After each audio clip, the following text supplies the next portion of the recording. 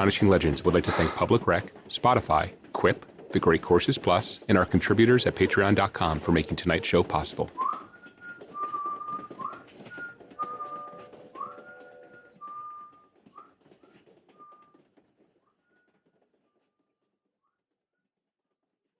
Last week, we took a look at one of the most horrific crimes in American history.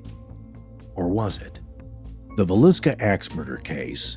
If you'd heard of it prior to our show, you may have thought it was an anomaly or an outlier. A case so grotesque, heartless, and evil that surely it must be in a class by itself. It turns out that isn't necessarily so.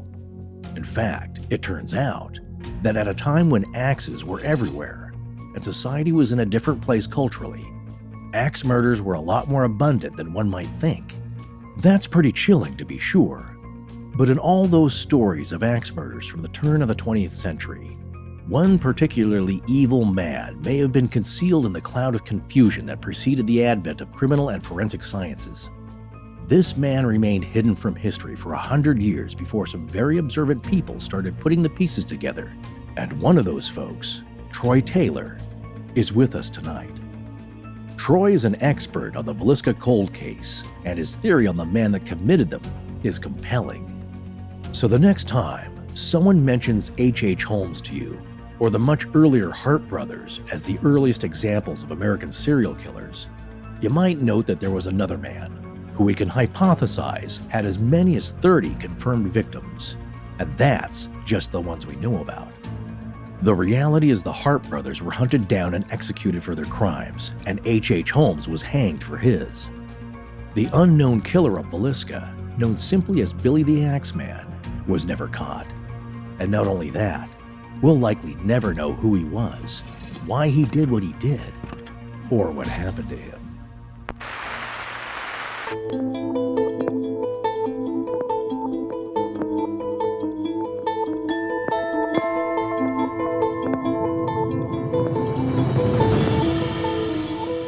Welcome back to Astonishing Legends. I'm Scott Philbrook, and this is Forrest Burgess. This is the most terrible and deadly menace with which society has ever had to deal. Heaven only knows where these fanatics may strike next. It may be my family, it may be yours. Montgomery County Sheriff Orrin Jackson quoted from page 79 of Troy Taylor's book, Murdered in Their Beds, from the series Dead Men Do Tell Tales, Whitechapel Press. Join us tonight for the final part of our series on the infamous Villisca Axe Murder House.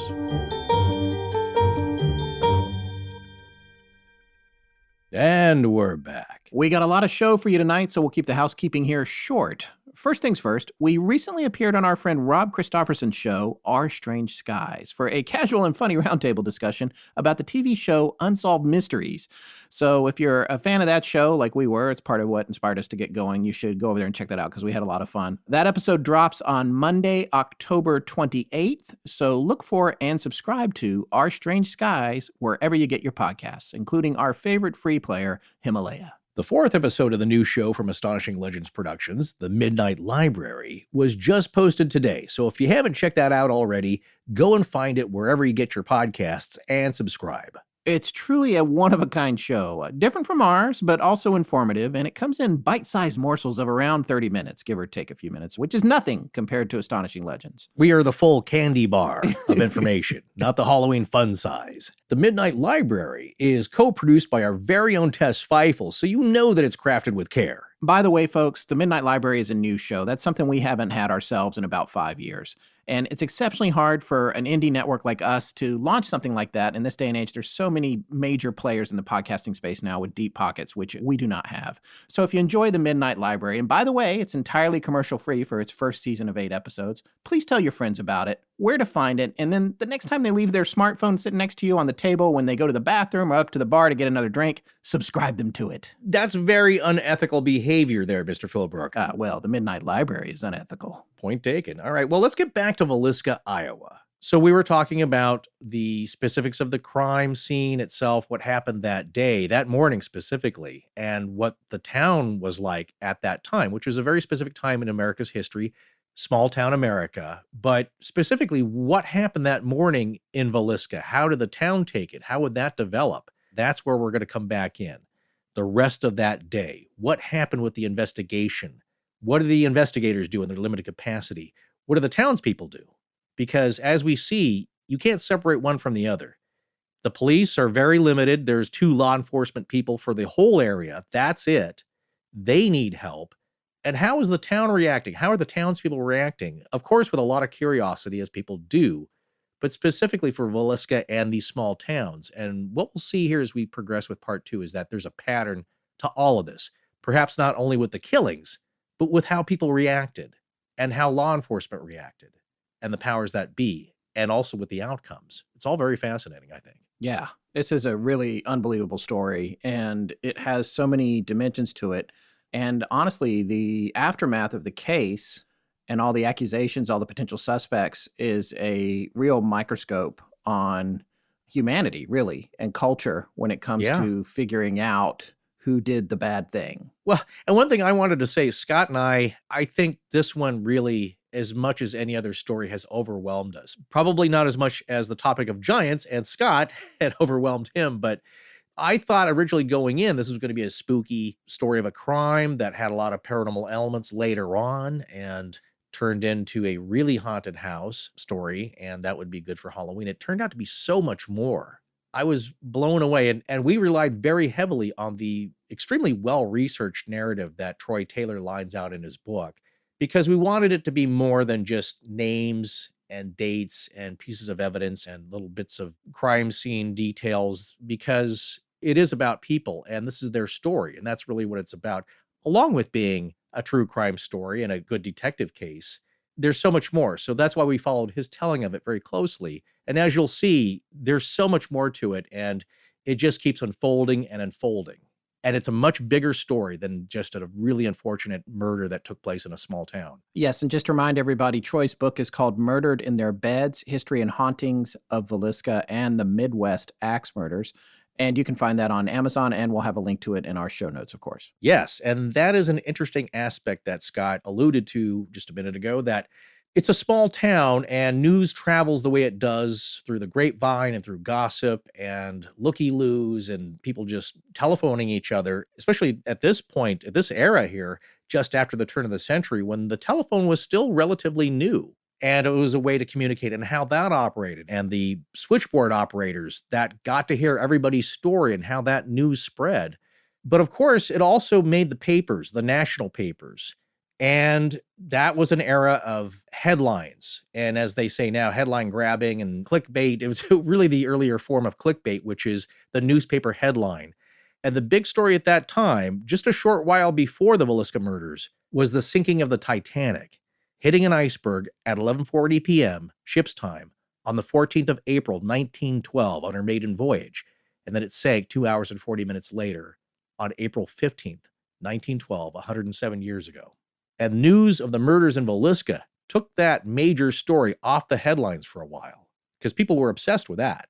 That was the massive story of the era, the Titanic sinking. And I believe there were 2 people living in a town nearby Villisca that actually perished on the Titanic. Yeah, there were victims from all over the country. There was also a small child, a 4-year-old, that was thrown off the ship and caught that lived in Council Bluffs. She actually wound up in an orphanage because her parents both died on the ship. So stories, there were a lot of headlines, and there were headlines that were touching people all over the country, including folks that lived right there in Villisca. Right. And as part 2 unfolds, it wasn't just this story in Villisca. This thing had been building.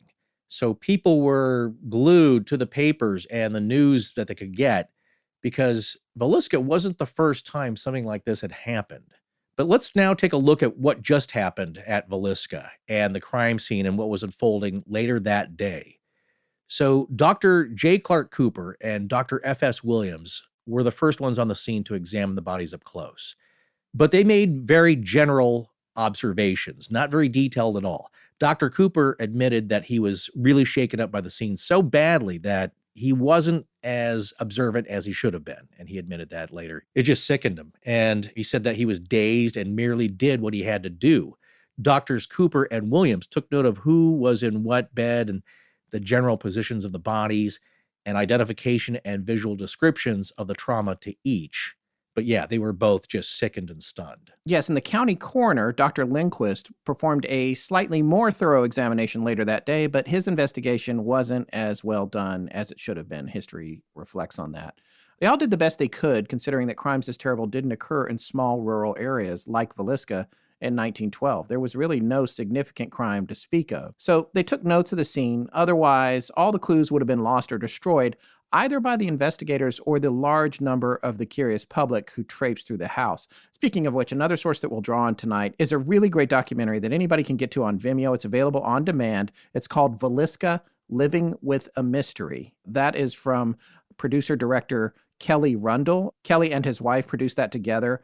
It's really fascinating, and it's got some amazing interviews with some folks that lived in the town, and many of them have passed away now, that were alive when this happened. And it talks about the nature of the town, what it was like living in the town in the aftermath of this, which is something we'll be talking about a little bit tonight. But one of the things that was mentioned in Living with a Mystery, and like I said, you can get that on Vimeo. We'll have a link to it in our show notes. So go check that out if you want to learn more about this story. But one of the things that was mentioned in that was that this gentleman, Bruce Stillions, his son is actually now a historian on the area. Bruce's dad, Bruce Stillions Sr., actually went to the house with someone else with a camera, and he was going through, and he actually took pictures of the victims. And so people have mixed feelings about that. Why did they do that? Well, turns out that Ross Moore was there, J.B. Moore's brother. He grabbed the camera and destroyed it. So those pictures were never processed, and they don't have them. But if we had those pictures today, it could go a long way towards getting further to trying to figure out what actually happened in the house. Well, it's crime scene evidence. And let me ask you this. Was he the local pharmacist that's been reported as to the one who tried to get into the house to take photos? I don't know if he was. It didn't indicate in the documentary what his profession was, but I do know that he went there with a camera to take photos, and he did actually take photos, but then the camera was destroyed by Ross Moore. Well, as far as we know, there aren't any photographs of the crime scene, and that would have helped law enforcement at least have some record because, again, notes were taken, but these were taken by guys who were really shook up, and that's just from their recollection being there on the scene and how well they described stuff. And as it was rare to take crime scene photos during that era, at least by small town law enforcement during the time. But yes, this local pharmacist got into the house to take photos, and he just was thinking it would be really helpful for the investigators, but he was shooed away by coroner Dr. Lindquist as well. See, I think that must be a different person who probably never even got to take the shots. Because the coroner was not the person that interacted with Bruce Stillions. It was Ross Moore himself. Right. Yeah. So, I look at it two ways. It would have really helped the investigation, perhaps, to start to put together a pattern that could have been mapped had it also been done at the other murders that were taking place during the decade. But on the other hand, it's maybe a good thing those photos aren't out in the world today. Yeah. Well, to recap what the doctors had discovered at the scene and what was known for sure was that 8 people had been bludgeoned with an axe while they slept, sometime between midnight and 5 a.m. The doctors who examined the bodies thought they died closer to midnight. All victims were struck first with the blunt side of an axe, then with the sharp side later, although some reports say that Josiah J.B. Moore received the sharp side first, then the blunt. Dr. Cooper noticed that some of the victims were struck just a few times. J.B. was struck most viciously again and again. It's not known who was murdered first, either the adults or the children, but it makes sense that the parents might have been the ones to go first because they're the bigger threats. No one woke up during any of this, with the slight possibility that Lena Stillinger may have briefly. The Moore children were all sleeping upstairs in the south bedroom. The older children, Herman, Catherine, were sleeping in 2 of the 3 beds in the room, while the younger boys, Boyd and Paul, slept together in the 3rd bed. All of the faces were covered either with the bedding or with clothing. It's been suggested that perhaps the killer suddenly felt a sense of remorse or that maybe he had known the victims, which is why he covered the faces. Some believe that the faces may have been covered by someone else who was there at the time, just after the victims were murdered, or possibly may have come across the scene later. The other strange things at the scene could also have been done by someone else who was there, like the covering of the mirrors, or the oil lamps being dismantled, or the bacon, or the leaving of a piece of keychain, which may have been broken off. But about that bacon, as we reported in part 1, one source says it was found in the downstairs bedroom and wrapped in the dish towel, but there are other sources, and I believe this is in Troy's book, and we'll have to ask him about this, who say the bacon was lying in the kitchen. If it was found in the kitchen, it may have been less of a message or something that was a tool than something that the killer may have wanted to take with him, perhaps. As we said, the meal that was partially or not eaten at all may have been prepared by somebody who didn't get food very often, who was more of a vagrant like, and this was an opportunity to get a meal in, even in that situation. That's one theory. Yeah, there's a lot of speculation about really how many folks might have come into the house between the time the crime was committed and the time that it was discovered. Because when you first look at all of the evidence and you think, well, this doesn't make a lot of sense for this one person, the killer, to have done this with the bacon and preparing a meal and the oil lamps, but in some cases it might, there is speculation that perhaps a nearby relative had snuck into the house. The kitchen was, after all, pretty clean.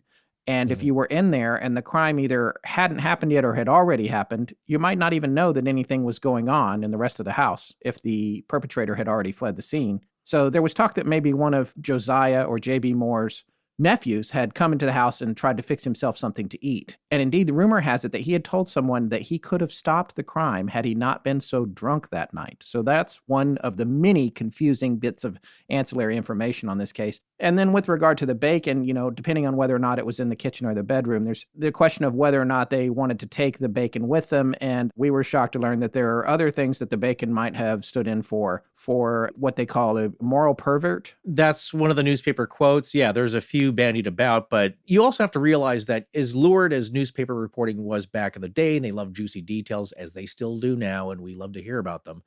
Back then, they just didn't say certain things right out in the media. It was untoward. So there was some allusion to the perpetrator being a moral pervert, as possibly suggested by the police officers who had investigated, the sheriff or the marshal, that there was something off in that area with this perpetrator. It wasn't just a vicious murder. There was a possible sexual angle to it. Right. And that's something that may come up again with regard to similar crimes, which we'll be talking about later tonight. Dr. Lindquist actually also reported finding a magazine that had what he thought was a heel print on it in the downstairs bedroom, but that clue was not followed up on. So who knows what happened to that? It might have gotten trampled by 100 people, or at one point there were well over 1,000 people at the house with so many people on the porch, they were falling off the porch. So when you think about clues like that, like a magazine or that might have been on the floor with a heel print on it, you can only imagine what might have happened to it. Well, let's find out why City Marshal Hank Horton and the sheriff were so overwhelmed, County Sheriff Jackson, because they had never seen anything like this, weren't trained for it. There's no procedures, as we said before. They had to travel around. So City Marshal Hank Horton, he would have to travel back and forth from the Moore house to his office at Town Hall that morning. And he would have to make a lot of phone calls and trying to come up with a game plan of what to do. And he got advice from Frank Jones, J.B. Moore's former boss and now business competitor, as well as County Sheriff Jackson. And Horton thought about bringing in bloodhounds for tracking from the town of Beatrice, Nebraska, but he was worried about the cost. It's all these practical things they still have to worry about. But Frank Jones said not to worry about it. He'd cover the expense. He was a well-to-do man in town. Sheriff Jackson told Horton to contact a private investigator named Thomas O'Leary from the Kirk Detective Agency. Yeah, so what Frank did was he wanted to demonstrate his leadership skills because he had political aspirations by calling for the famous Nofsinger bloodhounds. And these were some bloodhounds from a neighboring town that were known, I believe, nationally for just being super amazing at tracking scents. And another note that I got from the documentary we mentioned a little bit earlier, where they talked to some of the now older women who were kids at the time. They heard the bloodhounds were coming in and everybody was really excited. One woman, Eveline Curtis Brown, she lived from 1898 to 2002, said that she remembered on that particular day, it was a cloudy, humid day. It sprinkled maybe, but it didn't rain. And another witness, Pauline Atwood Day, who lived from 1905 to 1999, said everyone was out in the street and everyone was crying.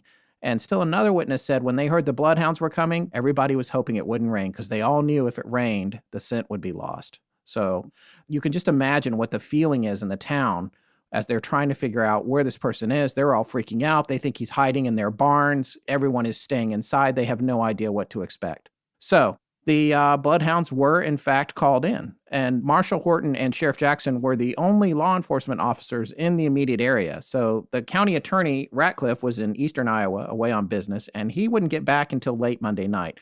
There was no state police force at the time, and the top law enforcement official for the state was Attorney General, but his staff didn't have any investigators. When they needed investigators, they went to the private detective agencies, just like the public.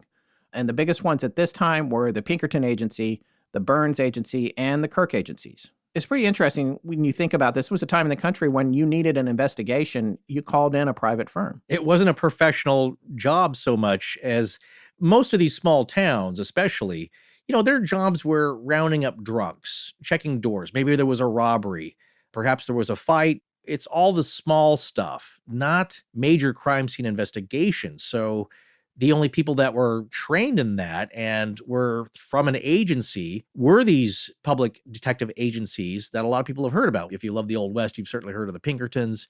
So they occupy a strange place in American history because they wielded a lot of power. I mean, these guys worked for wages and reward money mostly, and they were professional, and some were skilled, some were good, but some were corrupt and shady. Overall, they were respected by citizens and local police. And, watching the cop shows today, we always see the cops getting miffed by the private investigator who comes in and is spoiling the scene and knows more than they do. And, they're at odds. But back then, you'd be surprised how they worked together because that's their only option. So soon, private detectives would descend upon Villisca. Some were called in, some were just hearing the news and showed up. Nowadays, it'd be like listening to a police scanner. They heard the news and they wanted to help. Some wanted to help bring justice, and some were hoping just for the reward money if there was any. And they were the closest thing to trained criminal investigators at the time. And here's what's interesting. The Villisca case would be the motivating factor for the state of Iowa to form a state-operated criminal investigation branch. Yeah, and another thing that's interesting, you never know when you get one of these detectives what you're getting. You may get someone that has some criminal experience, or you may get one who spent years and years tracking down check forgers or people who owe alimony or stuff like that. So they still may be completely out of their element when it comes to investigating something like this. So Horton had ordered the town night watchman to guard the house, but he hadn't really done anything. Horton then called in the Iowa National Guard, but he estimated at least 20 people had gone through the house already. But some estimated up to 100 people had gone through it, touching and disturbing stuff, taking things for souvenirs. In fact, Jessie Moore, who was Ross Moore's wife, Ross was J.B. Moore, the patriarchal victim, his brother. So this would be his sister-in-law, was let in to take family photos for the newspapers. She would be the fourth witness to testify at the trial. Now, W.B. Burt McCall, described by Troy Taylor as a shady character, got inside the house after appealing to his drinking buddy from the Knights of Pythias Fraternal Order, Captain C.J. Casey, who was the commander of the local National Guard unit. McCall apparently put on display at the pool hall he operated a piece of bone with flesh still on it that he claimed was a piece of J.B. Moore's skull. The guy who took over the pool hall after McCall owned it threw it out because his wife thought it was disgusting. Well, I can understand that. Yeah. But that just goes to show you how that scene was disturbed. People were trying to press their way in, and some friends of friends did get in, and it was just out of control. The crime scene was just destroyed. And frankly, though, I'm not sure how much they could have gotten from it, but we'll never know now. Well, the first day was mostly townsfolk crowding around the house, those that knew the Moores or Stillingers, then just people who wanted to be part of the excitement. Within days, the town filled up with out-of-towners arriving by train from all over the state. Hotels filled up in town and then spread outward to other towns an hour away. Then, of course, people started gossiping and forming their own hypotheses and spreading rumors regarding their idea of possible suspects.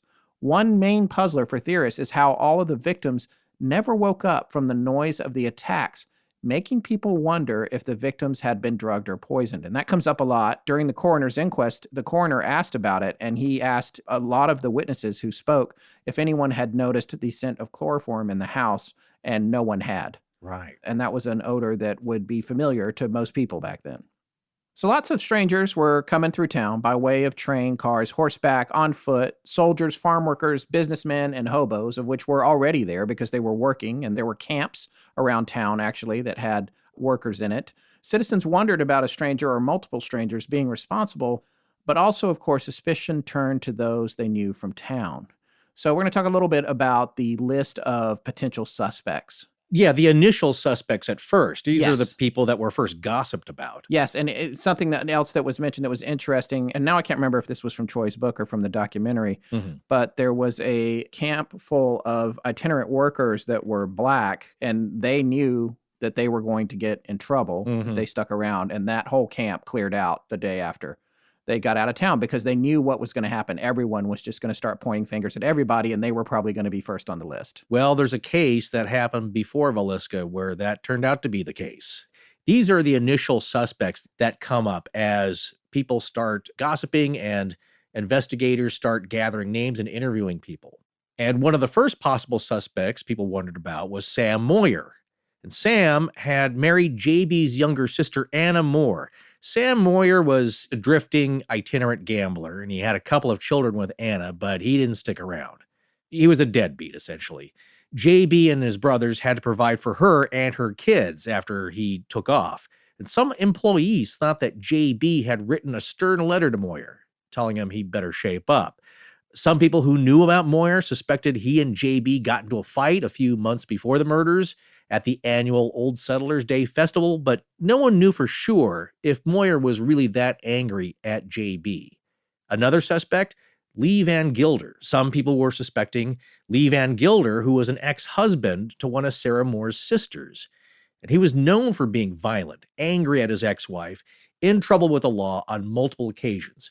And rumor had it that Van Gilder and JB had quarreled, which led to the divorce with the sister-in-law. And by the way, this is the same nephew that some have posited might have snuck into the house to get something to eat, and also the one who said, if I hadn't been so drunk, I could have stopped it. Right. So that's that same guy, which is pretty interesting. So he's a prominent early suspect for sure. Then there's Joseph Stillinger, who was father to the little girls that were staying over, Lena and Ina, who were, I think, 8 and 11, if I remember correctly.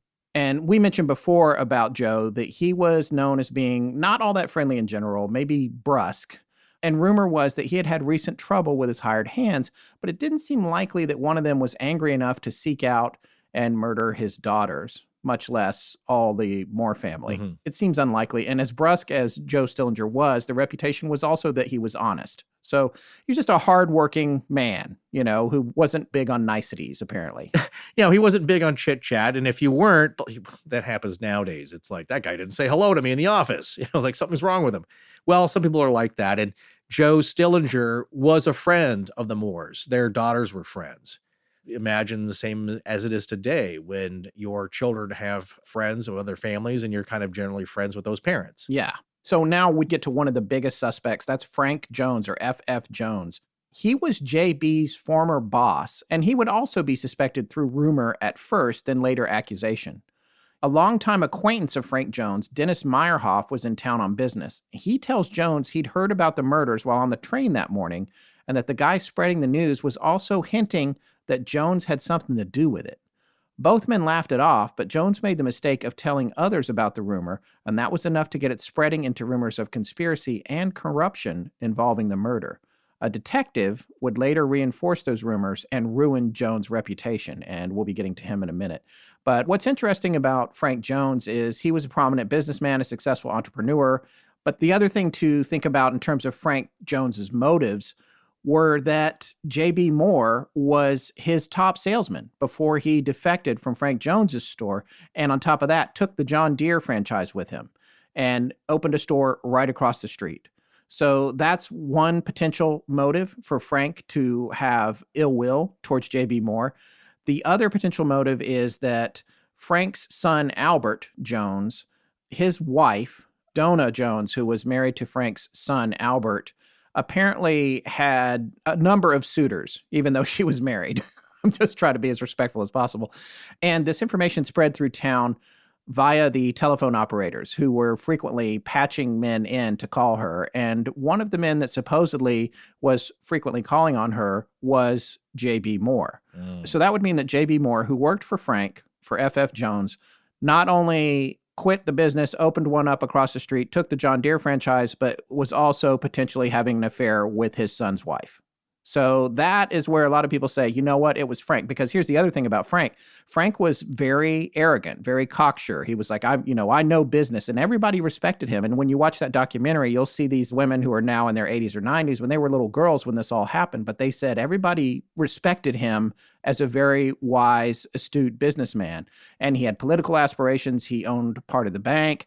And this case would eventually undermine everything that he had hoped to do with his life. And a lot of it, I think, was probably based on false accusations, but that's just me looking at the big picture. Right. There are very strong camps that still believe that he hired somebody to kill the Moore family. Right. It wasn't that he was at the house doing it himself, but there was a reason perhaps for him to have hired a hitman, you could say, who then just went crazy. Yeah. But that's another line of speculation. Yeah. And that's sort of the classic Coen brothers plot right there. Right. It gets out of hand, and then, of course, you got a problem. Right. So that afternoon, a search party was organized. It was made up of volunteers and National Guard troops. They started at the house, and they spread outward, looking for bloody clothing and possibly the killer still hiding out somewhere.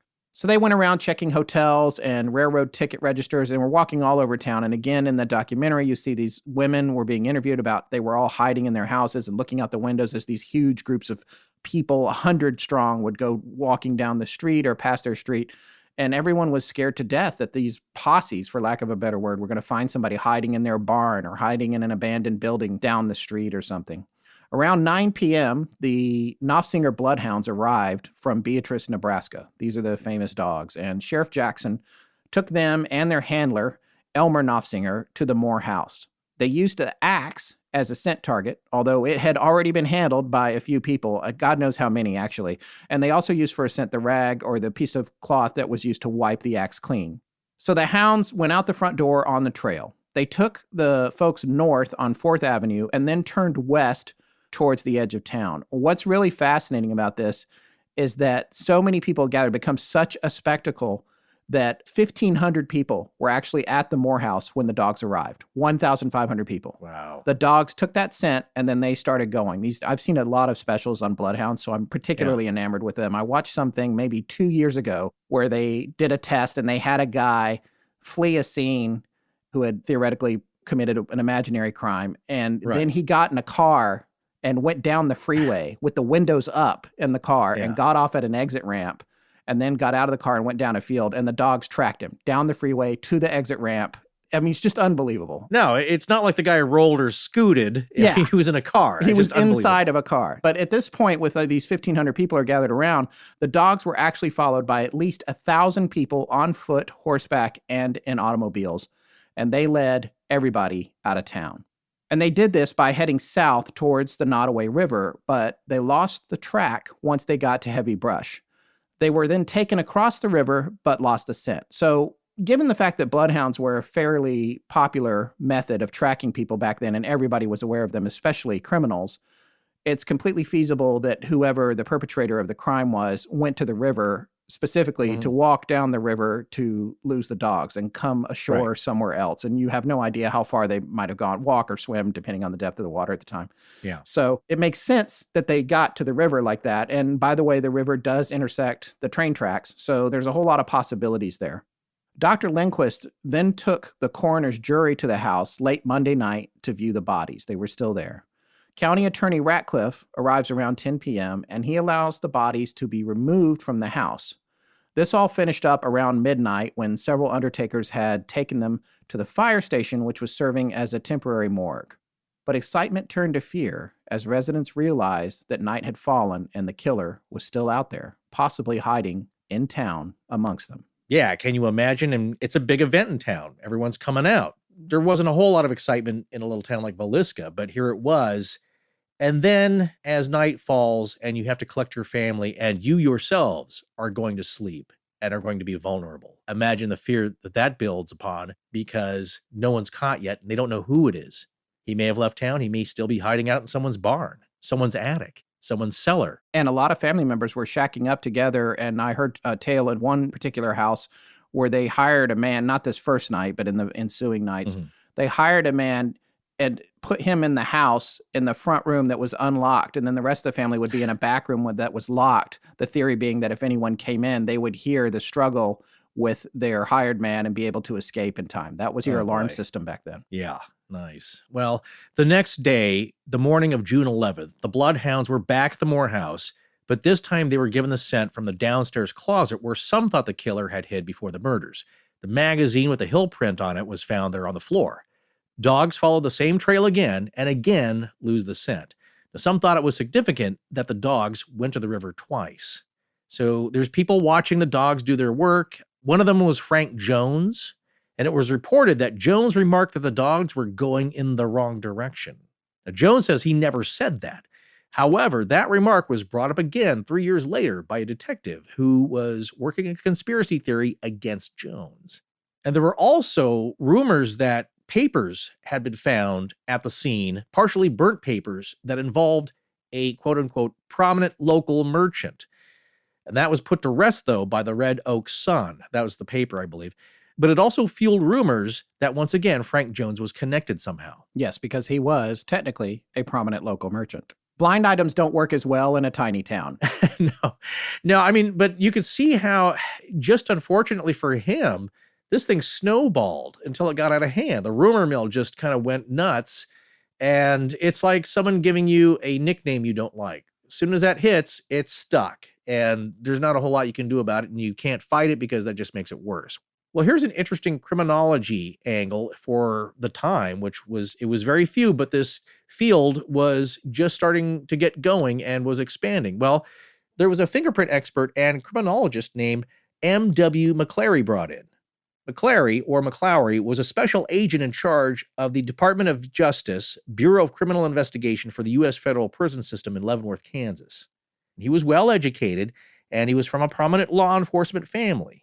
But there was another name for fingerprint experts in the day, wasn't there? Yes, it was called a Bertillon expert. That's actually named after Alphonse Bertillon, who was a French police officer and biometrics researcher. I'm taking this straight off Wikipedia right now. Yeah. Who applied the anthropological technique of anthropometry to law enforcement, creating an identification system based on physical measurements. This was the first scientific system used by police to identify criminals. Before that time, criminals could only be identified by name or photograph. The method was eventually supplanted by fingerprinting. So this is like right on the cusp of fingerprinting being invented. Here's the other thing that Bertillon invented, the mugshot. Yeah. And one of the coolest things on his on the Wikipedia page about him is a mugshot of him.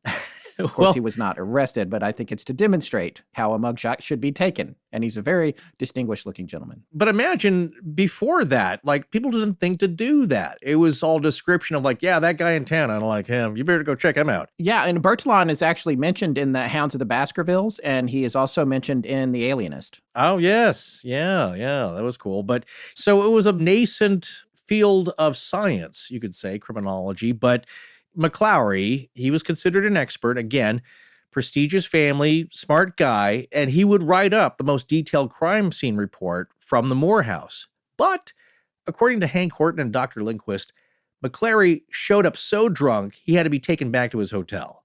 And he spends the next 2 days, though, examining everything in the house with a magnifying glass, as he said. But his conclusion was that there was, quote, no finger marks of any kind of judicial value. Just imagine having to do that job with a serious hangover for 2 days. Yeah. No Alka-Seltzer. Well, M.W. McClary, though, would later put forth his own theory on who the murderer was, but that's about as much as he could offer. Now that we do the show full time, there are some great things about mostly working from home, like I get to be super comfy and wear whatever I want. Yeah, I've been meaning to speak with you about that. Would you please at least wear pants and a shirt when we do our Skype interviews? Hey, that was only a few times, and it was in the really hot part of the summer. Come on. But not to worry, because now we have a solution for that, at least for the pants part. And it's called the all-day, everyday pant from Public Rec. It's everyone's new go-to for style, comfort, and versatility. Well, I'll admit, that's a start. And you're right. Public Rec's all-day, everyday pant really is the classiest bridge between all-day comfort at home and your favorite pair of sweatpants and something that's just dressy enough that you can wear it anywhere in public and still feel presentable but laid back. It's because of the all-day, everyday pants design and materials. You see, your fave pair of sweats, well, they probably just come in small, medium, or large. There's zero tailoring to fit your body size and shape, so your butt ends up looking like an old, empty laundry bag. But the all-day, everyday pants are the first sweats that have waist and inseam sizing, so whether you're short or tall or somewhere in between, they fit perfectly, and they look like they fit perfectly. Public Rec has reinvented the classic sweatpants design, starting from scratch with custom-made performance fabric. And I love the functional design elements, like the elastic waistband with an internal drawstring, the welted back pockets, and deep front pockets with flat zippers. And they even have a faux front fly, which makes them look like more formal pants. I love all that too, but what I really love is that I don't have to change pants just to go to the store, run errands, or even a dinner at a decent restaurant. I can be comfortable and presentable wherever I go. And now we just have to work on your upper half being presentable. Public Rec has stylish and comfortable solutions for all that too, but we'll talk about that later. Right now, you guys can get an exclusive offer just for our listeners. Go to publicrec.com/legends today and get 10% off your first pair of their all-day, everyday pants automatically applied at checkout. And always with free U.S. shipping and free returns. Don't sleep on this rare opportunity to get a discount. That's Public Rec spelled REC.com/legends for 10% off. Hi, I'm TJ Spihar, and you're listening to Astonishing Legends with Scott Philbrook and Forrest Burgess. Now, back to the show. Enter Reverend Lynn George Jacqueline Kelly. Reverend Kelly becomes a suspect via rumor and a prominent figure in the investigation. He was an attendee at the Presbyterian Church during the Children's Day program the night of the murders. He's described as a very strange man, weird-looking and weirder acting, kind of diminutive in stature at 5'2", with red hair, deep-set piercing blue eyes that looked crazed, large ears and nose, high forehead, and wide mouth, and apparently drooled constantly. He was very excitable, religious zealot type, and had a reputation for being a peeping Tom. He's described in Troy Taylor's book with quotes as eccentric, peculiar, perverted, somewhat insane, and unquestionably out of his mind, end quote. Mm-hmm. He came to the United States from England with his wife, Laura, at 26 years old, borrowed money, which he never repaid. That's the kind of guy he was, yeah. Kind of a wild man, and the church moved him around. He eventually settled in Macedonia, about 40 miles west of Villisca. And on June 8th, he left his wife Laura at home and took the train to Villisca. He attended the Children's Day program and returned home on the 5:19 a.m. train back to Macedonia the next morning. He actually spent the night with Reverend Ewing and his family, who were the regular Presbyterian ministers. He stayed at the manse. One thing that I came across in the documentary was Reverend Ewing had asthma and that his whole family stayed in a tent that night, so they weren't in the house with him. I found that kind of interesting because I feel like they might have been made uncomfortable by him because everywhere he went, people were made uncomfortable and they may have not wanted to be in the house with him. Right. And with regard to him being a peeping Tom, he had actually been busted doing that. So he was known to be, as Troy said, and as we're saying, perverted and a bit unusual. Yeah, I believe his wife, Laura, confided in a friend, and I don't know if it was the Reverend, but she said that her and her husband never really had, let's say, normal relations ever. Yes. So Nothing was normal, in quotes. very odd guy. Nothing was normal about him. But he didn't do himself any favors either, and he couldn't control himself about talking about the murders. Yeah, he was constantly talking about it. He was sharing his own theories with everyone in Macedonia. He returned to Villisca a few days later, and with Reverend Ewing, the Moorish pastor who presided over the Children's Day event, he told the authorities about a strange man he claims he saw at the train depot that Monday morning. He said he saw a shabbily dressed man very anxiously awaiting the same train to get out of town, pacing. And Kelly thought he'd gotten on the same train, but he never saw that guy again. He then wound up embellishing this story a few days later. He later claimed that he saw the strange, nervous man sitting in the back row of the church during the children's program. But no one else claims to have seen the man Kelly described at the church. Train passengers that morning recall seeing Kelly, but not the stranger. Kelly was dismissed as just being his usual eccentric, kooky self at first, but he would later go on to confess to the crimes and was placed on trial. Mysterious strangers and foreigners all over Iowa were being stopped and questioned. Reports flooded in. The thing about Kelly is, because he was unusual, he was singled out. And he definitely was not a person that you'd want to leave alone with your kids or your family. He was known to be morally perverse and a little crazed, and I would say mentally unstable. After the Peeping Tom incident, he Right. was committed for 9 months Yeah. on one particular case. So he had a history of problems. And somehow he became a Presbyterian reverend, but they didn't know what to do with him, the church. So they bounced him around from town to town because he never really fit in anywhere. And he was kind of itinerant. And, they had to do something with him, but he ended up in Macedonia and then in Villisca. And just a guy, whatever his mental condition is, that he just couldn't control himself. That's right. But even though this might make him a possible suspect for the crime, the other thing to remember was that he was only just over 5 feet tall. And whoever perpetrated this crime seemed taller and much stronger and able to wield this huge axe repeatedly in this house, gouging the ceiling when they raised it up. So there were a lot of things about Kelly that didn't make sense for the perpetrator, and the trials that he was subjected to didn't pan out to a conviction. And on top of that, his confession seemed very clearly coerced. In fact, when he was in court, I can't remember if it was the judge or his defense lawyer, noted that he was sitting there with a huge bruise on his face because he had been essentially tortured into confessing. And because of his mental capacity, it wouldn't exactly be hard to get him to say that he did something. And he told a long, elaborate story about how he went to the house. And in his confession, he was quoting Ezekiel 9:6, apparently. "Slay utterly, old and young, both maids and little children and women, but come not near any man upon whom has the mark, and begin at my sanctuary." So that's from the Old Testament. A little bit more on his confession later on, but we just wanted to give you an idea of what kind of person he was, which was a disturbed one. Right. But I'd say there's some debate as to whether or not he could have perpetrated the murder. But a lot of people think he did, and a lot of people that Right. lived in the town thought he was the guy. Right. Well, we don't know, but he was guilty of one thing that was seen as suspicious during the time, and that's being a foreigner. But a British one raised less suspicions than ones you could say from Eastern Europe or Southern Europe. But still, he was kind of seen as a stranger in a strange land and a very strange man. Well, let's continue with what actually happened to the Moores themselves. The funeral for the Moore family and the Stillinger sisters were held on Wednesday, June 12th, 1912, in the town square. The closed caskets were arranged in a semicircle in the town hall with Lena Stillinger and her sister, Ina, on the right, then Josiah J.B. Moore, then his wife, Sarah, next to him, and their children, Herman, Catherine, Boyd, and Paul, going to the left. Floral arrangements were so numerous from relatives, friends, neighbors, businesses, the church, and any concerned party that they filled the hall and spilled out onto the sidewalk. Armed soldiers this time guarded the hall, the park square, and the funeral procession. And this turnout was huge. The crowd attending the service in the park was estimated to number over 7,000. In attendance were mourners along with journalists from all over the country. This was a really big story. Curiosity seekers and what would nowadays be called murder tourists came to be part of a story of the worst mass murder in Midwest history. Detectives searched the crowd to see if the murderer may have possibly shown up and returned. But really, how would they know if he had? It's hard to say, but they were desperate for leads, anything, so they did everything they could think of.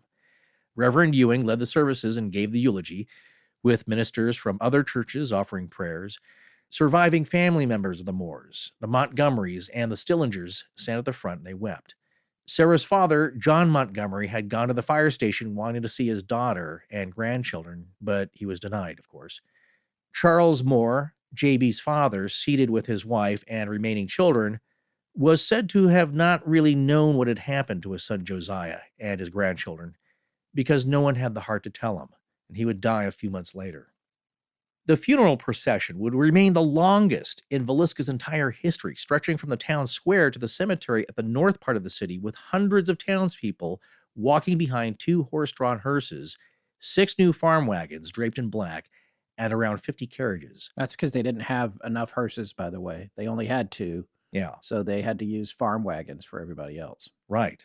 Well, here's a note about the practical aspects and the realities of what has to happen when this kind of a horrible thing does. And that's during the funeral, 2 workers were hired by Marshal Horton, Sylvester Vess Cooney, and a worker named Carl Peterson, and they were sent to the house to clean up the Moore residence. Peterson couldn't stomach the sight, and he stayed outside. Vess Cooney took all the blood-soaked bedding and mattresses from the parlor bedroom and wrapped it all up, and he put it in the wagon. He tried to do the same with the upstairs mattresses, but he couldn't get the wrap bundle through the narrow stairway, so he tossed everything out of the south bedroom's triple window. And unfortunately, that left a blood stain on the side of the house that he later had to paint over with whitewash. And just a quick aside here, I don't know this for sure, but I think that Carl Peterson is the same Carl that after Ed Selly, the salesman from J.B. Moore's store, went up and talked to Mary Peckham the morning that she couldn't get into the house and was concerned, that Ed said, Right. I'll send Carl up to milk the cows, which would make sense why he might have a particularly hard time because he knew the family and knew them very well. Yeah. And I'm not saying that Sylvester Vescooney didn't. Maybe he just had a stronger stomach, but Carl was clearly pretty upset. I mean, that depends on the person. Like some people can work in crime scene cleaning investigations and do that kind of job, and others can't. It's a bit of personal constitution, but it had to be done. And what Vess and Carl then did was take all the items to the city dump. And Cooney said that there were still bone and other fragments within the bedding. He then burned everything, and with it, any remaining biological evidence. No useful fingerprints were taken, and no physical evidence was ever collected from the scene. So now all that remains are the limited written descriptions of the crime scene. There was, of course, no concept of DNA evidence back then, but anything preserved may have helped out investigators in our era of advanced criminal investigation. Just imagine what they could have done with that, at least put together a picture. But that's all gone now. You could theoretically, if you had DNA from the perpetrator, link the perpetrator to a descendant, if there was one, if Yeah. you had an idea at this point. So who knows if any was there. Yeah, I believe there was some recent news about DNA studies done on a piece of bloody handkerchief or scarf from the Jack the Ripper murders. Oh, that's interesting. Yeah, but like any other headline, I'm not sure anything happened with that that's conclusive, but it may yield some interesting information about, like you said, a lineage. There was a lot of sad events that happened not too long after this, not the least of which was Sarah Stillinger had been pregnant when Lena and Ina were killed at the Moore home, and her son was stillborn just a few days after the funeral. And by the end of the year, the Stillinger family home actually burnt to the ground. Huh. So Yeah, can you imagine? Jeez. yeah. And so when you look at that, and then you look at J.B. Moore's father passing away not too long after the crime as well. And on top of that, Mary Peckham passed away, I believe, within a year after this. Yeah. And it had taken a terrible toll on her as well. Well, people's emotions weren't any different as they are now, and this event had a wake and an undertow with it. So it took others with it. So Iowa Governor Beryl F. Carroll actually offered a $500 reward, which was criticized as being too little, although he said he was limited by state law. Troy looked that up and confirmed that that was true at the time. He couldn't make the reward bigger than $500. Local citizens actually raised money into the thousands themselves, and they got it deposited in the First National Bank in Villisca, which was actually owned by Frank Jones, who you might remember to many townspeople was a suspect in everything, so there's a little bit of weirdness there. Governor Carroll gave permission to Attorney General George Cosson to hire a detective from the Burns Detective Agency, famous in its day for its founder, William J. Burns, who was America's Sherlock Holmes. Yes, people didn't see any detective work going on. They didn't see Toby because he was undercover trying to get stories out of people and just getting a feel for the town. And there was another investigator that had been hired, private investigator O'Leary, but the two initially didn't seem to have any interaction together. They weren't compiling notes or working together. They're from different agencies and hired by different authorities. But Toby thinks he finds a break in the case. Two night watchmen in Villisca, Mike Kearns and Henry Mike Overman, saw someone he didn't recognize the night of the murder, but he let him pass. On July 6th, the other watchman, Mike Kearns, he questions a raggedly dressed man at the railroad depot. This man flees, and they lose him. And Kearns and Horton search, but nothing is found. They find his luggage, and apparently his name is Otto Matuzbach. And he has an alibi in that he was working in Missouri the past 3 months. So it was a possible lead. It was a guy acting suspiciously, but again, Otto Matuzbach could be a immigrant, and he didn't know why the cops were chasing him or why people were yelling and running after him, so he just flees. But they do catch up with him, and it turns into not a lead at all. So now Reverend Kelly comes back into the picture. It's July, and he has started referring to himself as a detective, saying he'd trained as a criminologist in London. In fact, at one point, he went over to the house, and when he got there, I believe the Attorney General was there and someone else, and he got into the house by telling them that he was a former detective with Scotland Yard. Uh-huh. And they actually let him in while they were in the house. Anyway, Kelly's hypotheses varied, but he stated in his letters to authorities that he believed the killer was a member of the Moore family, coinciding with the Sam Moyer rumor, Anna Moore's ne'er-do-well absent husband. He was doing so much ranting, he actually was scaring people at a Villisca hotel. Yeah. And everybody was just like, get this guy out of here. He actually wrote a ton of letters to both of the private investigators. Toby told him to stop. But O'Leary actually listened to Reverend Kelly, especially his dreams and visions about the case. Yeah, that should tell you he's having dreams or visions, which, okay, that's one thing, but maybe they're hallucinations. Yeah. You don't know how far gone this guy is. Detective Toby returned to Chicago and was replaced by another Burns Agency detective, W.S. Gordon. At this point, Villisca, it's getting a little better during the daytime, but people are still scared at night. Sheriff Jackson has been scaring residents with statements to the newspapers where he has predicted that another axe murder is going to take place. And then just a few weeks later, one happens in Illinois. And this is where we're really going to start to take you to a new place with this, where we're going to realize that Villisca was not necessarily an isolated incident, which is what I thought when we came into this story. Right. I didn't realize that there's a whole string of incidents, and enough of them have enough in common that it's almost indisputable that it was the same evil person that was doing all of it. Well, we'll see about that and let the listeners decide for themselves. Time to put on your detective hats. Sheriff Jackson, he meant well, and he was trying to be informative and tell the people to be vigilant, but he just ended up ramping up the fear, and his prediction did come true. Because just several weeks later, on Sunday, September 29th, 1912, in the early morning hours, neighbors were alerted to a fire at the home of Charles Pfanschmidt, about 12 miles outside of Quincy, Illinois. Police found the bodies of 3 women in the upstairs bedroom: Charles's wife Matilda, their 15-year-old daughter Blanche, and a 21-year-old schoolteacher named Emma Campen.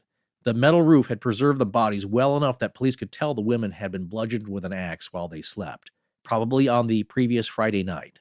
The telephone lines to the house had been cut, so no friends could reach them on Saturday. Discovered in the cellar and nearly burned completely away was the body of Charles Pfanschmidt, 46 years old. A doctor determined later that his body had been dismembered by knives and a saw. Near his body was an axe head with the handle burned away, and it was determined later that the axe head had human blood seared into it from the intense heat of the fire, thought to have been set by the killer or killers to hide the crime. Bloodhounds were brought in to follow the scent of the killer, who it was believed had driven to the home in a buggy. Police by this time believe it was the work, once again, of someone that was known as Billy the Axeman. You'll see why that name and that moniker comes up and is used to describe essentially a boogeyman that may or may not exist. Now, Detective C.W. Toby from the Burns Detective Agency, who was working in Villisca in July and August, he went to go investigate. The Kirk Detective Agency's investigator, Thomas O'Leary, who was still working the Villisca case, also went to Quincy, Illinois to inspect. But before they arrived, 20-year-old Ray Pfanschmidt, the son of the murdered couple, was arrested. He had moved out in August to work on a railroad project. Detective Thomas O'Leary, who was still working for Montgomery County on the Villisca case, took a look at the evidence against Ray Pfanschmidt and decided he was guilty beyond a doubt, and the murders weren't connected to the ones in Villisca. The evidence against Ray that convinced O'Leary was that a bundle of bloody clothing was found hidden beneath a nearby outhouse close to where Ray's tent and work camp were located. A set of buggy tracks led from the Pfanschmidt home directly to the work camp as well. Ray was in debt and would have received an inheritance of his mother's and father's land and money, being the only surviving child of the couple.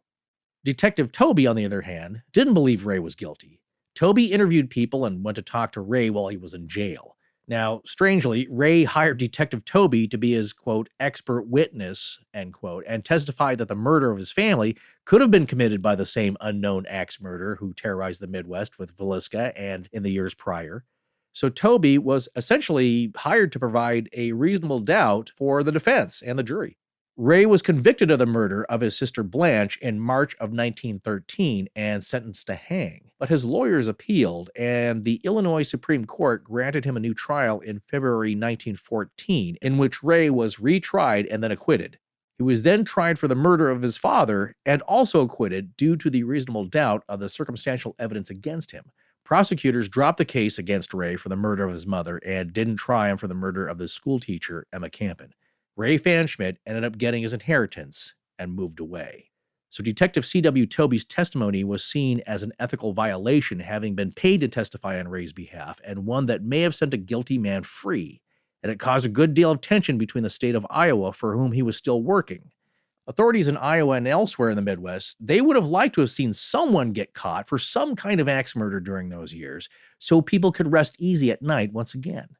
So everyone just keep in mind, again, we're following the narrative and details pretty closely from Troy Taylor's book. Yeah, I just want to quickly point out that Troy fully gave us permission to do that. And on top of that, he's going to be on this episode. We scored an interview with him, and we're looking forward to talking to him. For you, it will be continuous, but for us, it's going to be the day after we're recording this. But I'm excited to talk to him tomorrow. We trust him to have done probably the most thorough set of investigation that puts it into the best narrative. That's also another consideration for us. It's not just whoever collected all the facts the best and looked at the most documents. He's certainly done all that, but he really tells the story well. So one thing, though, that he mentions that's interesting in regards to how desperate the Iowa authorities were in trying to catch a killer or possible killers was something mentioned in a newspaper article.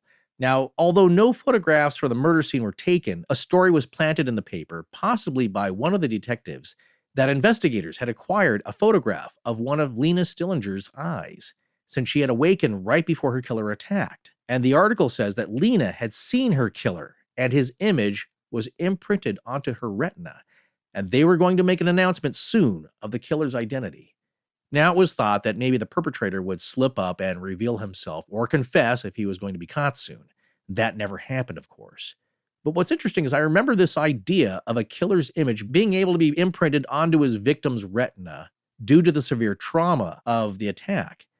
I remember this being considered during the time of the Jack the Ripper killings in 1888. That being an idea that was bandied about that maybe that could be possible. So close-up photographs were taken of some victims' eyes from that time forward. There's some validity to the idea of it, but it would have to be a very controlled thing where it was like right at the moment of death for that preservation of the last image. It's foreseeable to me that a couple hundred years from now, maybe you could acquire this information somehow. But back at this time, it was complete pipe dream. It was just a rumor. It was an absurdity. There was no way that that was ever going to happen. In the early days of photography, that was understood as that, an image could be burned onto a negative, a glass plate coated with photonegative emulsion. And somehow maybe that's what happened on the eye. And this is people just being desperate for anything back when there wasn't much criminal science going on, but it was developing. So you try some stuff out that works. And of course, the distant future might be Minority Report, where you can actually access someone's memories and use that in court against them for something they haven't even done yet.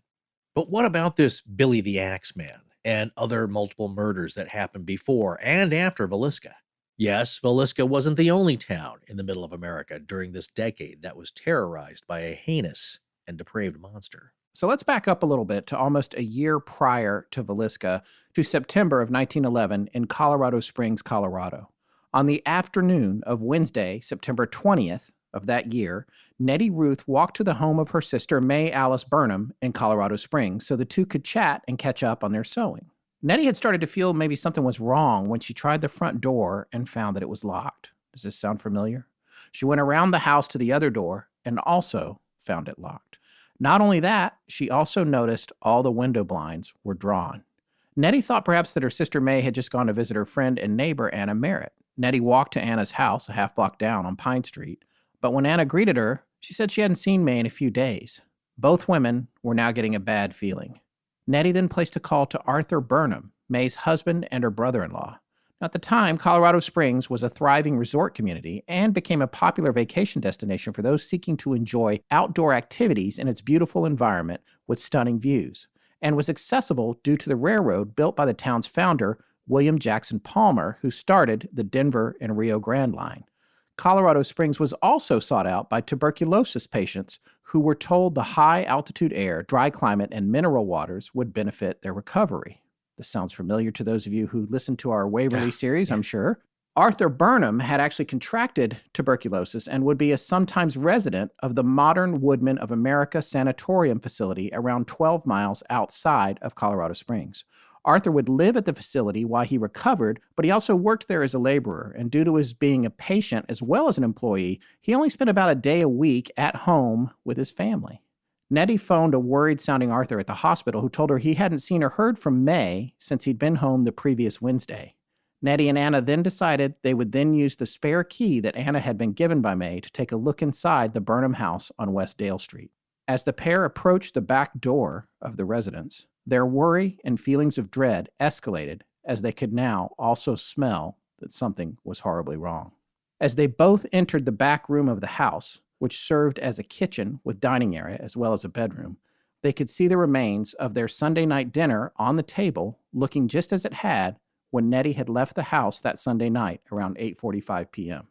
A grocery clerk had come to the house on Monday, Tuesday, and that Wednesday, trying to collect on a bill, but hadn't noticed anything unusual, and thinking the family was just out of town, left the invoice tacked to the front door.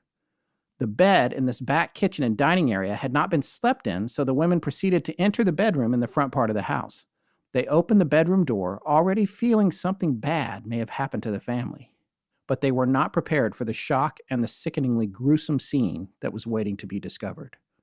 There was blood everywhere. The mattress was soaked, and the mess of sheets and blankets on top were stained through. Blood spatters covered the walls and pooled on the floor. The sheer amount of blood everywhere was the only thing they first noticed in the dim room that drew their attention, until Nettie saw the body of her niece, Nellie Emma, just 6 years old, lying on the edge of the bed with her head smashed. Nettie and Anna screamed in horror and ran outside. Two men who were walking by the house saw the panic and fear and went inside to check. They too came running out soon after. The police were called, and the scene that quickly unfolded on Dale Street would turn out to be very similar to what would happen at 508 East 2nd in Villisca the morning after the murders. The street in front of the house soon became crowded with not only the friends and neighbors of the Burnhams, but a lot of people in town who had shown up as news of the murders had spread, arriving in every form of transportation available at the time. According to the investigation report, May Burnham was sleeping in the same bed with her two children, Nellie Emma, 6 years old, and son John, 3 years old. The murderer had entered the house while the family was asleep and bludgeoned them with the blunt side of an axe. May and John were killed before they woke, but determined from how Nellie lay across her mother on the bed, it was thought that she had woken up during the attack and tried to run before the killer struck her too. It's also possible the killer had moved her body. As law enforcement was searching the scene for clues and crowds gathered to try and peek through the windows, people one police officer described as the morbid curious, one neighbor mentioned to police that it seemed everyone had come out to look except for the Wayne family, whose house sat directly behind the Burnhams. The Wayne's cottage was too still, and also had its curtains drawn over the windows. When police walked over to investigate the house, they forced their way through the front door and felt a whole new round of solemn dread. There, all in the same bed, were the bodies of Francis Henry Wayne, his wife Blanche, and their 18-month-old daughter, Lula May. They had also all been hit in the head by the blunt side of an axe in their sleep. The police didn't believe either home had been robbed, and nothing aside from the victims in the homes was disturbed or taken. At both houses, the killer had apparently locked all the doors and left through a window after killing the families. But while leaving the Burnham home through the window, the killer had knocked over a bottle of ink left on the windowsill. While washing the blood off his hands in a metal bowl found in the kitchen, he'd left black fingerprints. But the fingerprints were of little use when you don't have other prints to compare them to. An axe was found leaning against the side of the Wayne house by a neighbor woman who'd lent it to Blanche. There was blood on the axe head, but the neighbor just thought it was used to kill chickens. A fingerprint expert was summoned from Leavenworth, Kansas, who examined the chimneys of the two lamps in the Wayne home, which the suspect was thought to have touched. If he did, would this have been another possible connection to Villisca? Albert Burnham was questioned and held for 2 days, but he had a solid alibi in that he was staying at the sanatorium at the time, and also his tuberculosis was bad enough that he couldn't have had the strength to swing an axe and kill 6 people. An Italian immigrant named Tony Donatel was also questioned and held as a suspect. Donatel had at one time been interested in marrying May Burnham, but that had ended long before she married Arthur Burnham. Even though people found Donatel peculiar, there was no solid evidence to connect him to the case.